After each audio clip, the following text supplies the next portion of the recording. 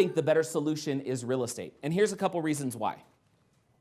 So real estate, first of all, allows you to create real spendable cash flow. This is one of the reasons we like real estate. So if you think of the stock market or you think of 401ks, mutual funds, so on and so forth, those don't cut you checks every month. Does that make sense? So they grow. You want them to grow over time, and when the market's going through the roof, you feel really good about watching your account balance fluctuate or increase over time on the quarterly statement that you receive. But how often does that 401k or IRA balance cut you a check? The only time it cuts you a check is when what is triggered? It's either a forced distribution or you decide to withdraw something, but with the forced distribution or the withdrawal, what happens to the account balance? It diminishes. So with real estate, it's a different process. You have equity or you have value in the property, and it cuts you checks every month in terms of residual income. But what happens to the account balance? Does it diminish? No, it stays. Or it grows if you see real estate appreciate, right? This is one of the big things that a lot of people don't understand. When we say real estate, it's not, and just so you know, our version of why real estate investing can be powerful for a redefined retirement is that we're not going to make you rich tomorrow. This is a consistent and predictable long-term approach to really replacing and eventually superseding your income so you can choose when you want to retire and the income you want to have because you have tangible assets that produce the income for you, as opposed to an account balance that will only diminish when you spend the money. We want it to stay intact and be able to generate cash flow, okay? That's one of the reasons we really like real estate. By the way, all of these, I'll show you how to get this in a second. All of these are on this little PDF. You can download this as a PDF, and it's the 4 ways real estate beats Bitcoin and the stock market combined. And what I do is I go through these 4 ways that real estate is better, and I say why it's better than Bitcoin and why it's better than the stock market, literally head to head, right across from one another, okay? So here's another one. Real estate allows you to buy with leverage with the bank as your partner. So I want you to consider this. If you want a $250,000 asset in real estate, you're generally spending or investing 50 grand. What's that 50 grand?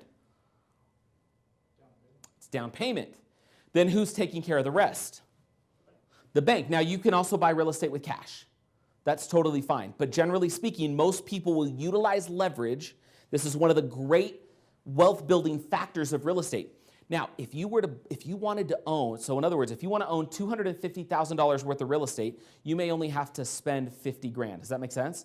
If you want to own $250,000 of Bitcoin today, how much do you have to spend? 250. Now it could go up. If you want to own $250,000 in mutual funds, how much do you have to spend? 250 grand, right?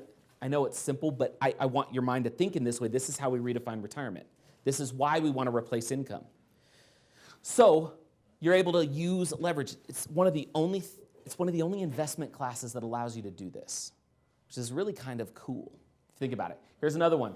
Real estate allows you to have multiple profit centers. Okay, so again, think about this. If I have money in the stock market or Bitcoin or whatever, how does that money grow? What has to happen? Value has to go up. So the market has to increase, right? People have to have confidence in the stock market. By the way, how does the market increase? Is it based on your individual actions as a human and how hard you work on a day-to-day basis? No, what's it based on? Groupthink, herd mentality, brokers that live in scarcity, whatever, right? And they're constantly doing this thing, and the fluctuation that you get to take advantage of or become victim to is totally outside of your control. Does that make sense? Same thing with Bitcoin. Why did Bitcoin grow so quick, so fast? Because everybody's like, oh, I think I want it. And it was supply and demand, right? And so all of a sudden everybody's getting into it. And so this sort of herd mentality is what drives the value. Now, real estate is a much more gradual and really predictable way to grow wealth that's not based on a whole lot of crazy factors. There's simple things you can think of, and you'll hear about this in one of the videos, like, can I buy a home for less than I could build it? Because if you could buy a home for less than you could build it, you immediately are walking into a potentially good situation, right? If your insurance replacement cost is more than what you actually paid on the home, Could you consider that a good investment? And then real estate's not just going to grow in appreciation. That's only one profit center. Real estate generates cash flow. Real estate generates tax savings. Real estate creates appreciation. So real estate actually gives you the ability to have multiple profit centers instead of one, which is the market has to go up. Does that make sense? And even when it does, the only way you get to spend it is to deplete the account. This is why we like real estate. Finally, real estate is a hedge against inflation. So we all know that inflation is the thing, right? Do we know that? Well, I always tell the story. I was just at home in California with my parents, and on our refrigerator, we have these 3 magnets. And one is from the year my dad was born, which was 1938. One is from the year my sister was born, which is 1969. And one is from the year that I was born, which is 1979. And it's kind of fun. And they have like a few things on them, like house price, average income, average price of a car, average price of a gallon of milk, average price of a stamp. And you can watch the inflation happen. And then when you go and compare it to 2017 or 2018, it's like this crazy hockey stick. And here's the thing with real estate. When everything kind of experiences this what could even be construed as an artificial growth of value, everything costs more. Real estate is tangible. So the cost of building goes where? Cost of labor goes where? Cost of materials goes where? Rents do what? Okay?